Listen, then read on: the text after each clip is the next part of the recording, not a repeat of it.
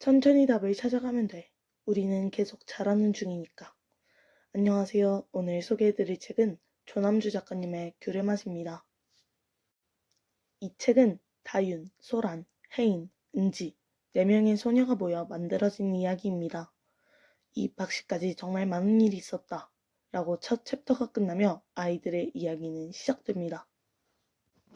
가장 먼저 다윤의 이야기입니다. 다윤에게는 동생이 하나 있습니다. 부모님은 다윤이보다는 아픈 다윤이의 동생 다정이를 신경쓰기 바쁩니다. 그러나 영어 선생님께서는 다윤이의 실력을 알아보시고는 다윤이에게 외국에 진학하는 것은 어떠냐 질문하셨습니다. 열심히 준비해 면접까지 볼 수 있게 된 다윤이는 결국 면접장에는 들어가지 않습니다. 엄마는 보내지 않았던 다정이가 아프다는 메시지에 다윤이는 면접장에 들어가지 못했던 것입니다.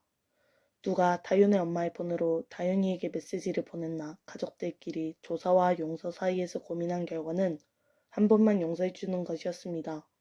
그렇게 사건은 흐지부지 되어버립니다.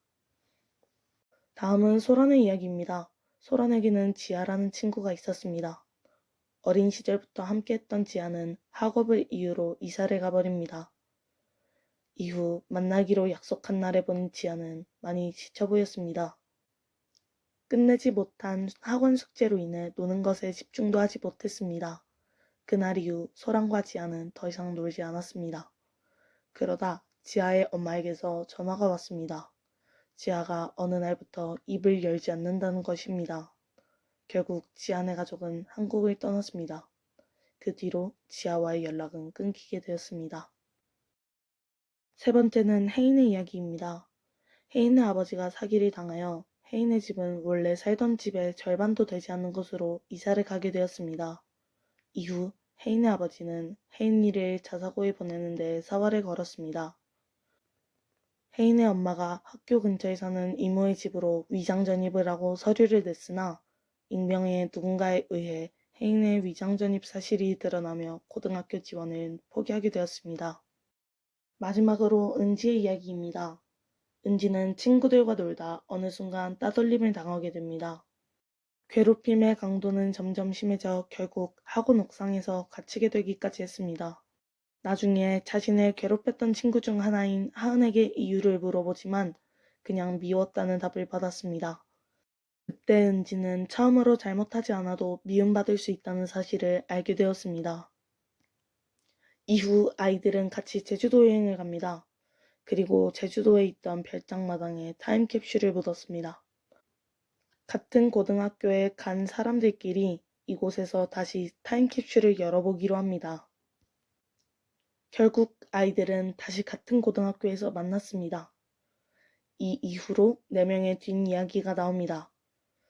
은지가 친구들과 헤어지지 않게 하기 위해 자카르타행 비행기를 취소한 은지의 엄마, 혜인의 위장 전입 사실을 학교에 고발한 4명의 아이들, 가짜 메시지를 만들어 면접에 가길 포기한 다윤, 다윤에게 메시지를 보내며 다윤이 친구들을 떠올려 면접에 가지 않길 바라는 소란까지. 아이들은 같은 고등학교에 가기 위한 각자의 계산과 계획이 있었습니다. 스스로에게 최선의 선택을 했을 뿐이죠. 이 책의 주인공은 4명이지만 보는 관점에 따라 마음속의 주인공을 정할 수 있다고 생각했습니다. 제가 생각한 주인공은 소란이었습니다.